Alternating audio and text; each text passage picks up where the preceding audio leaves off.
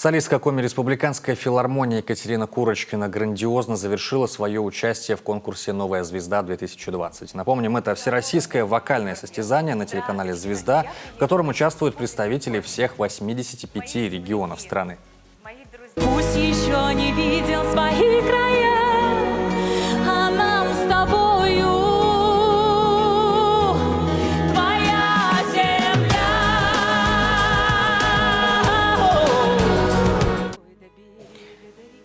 В своем выступлении наша Катя не отказалась от народных мотивов в пользу популярной музыки, что принесло свои плоды. Ей удалось уверенно пройти все ступени и оказаться в суперфинале. А там певица снова влюбила в себя и зрителей, и судей.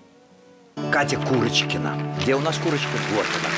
Ну, всех своим убойным каким-то стилем просто завоевала, пробила всех. Молодец, молодчина, очень классно.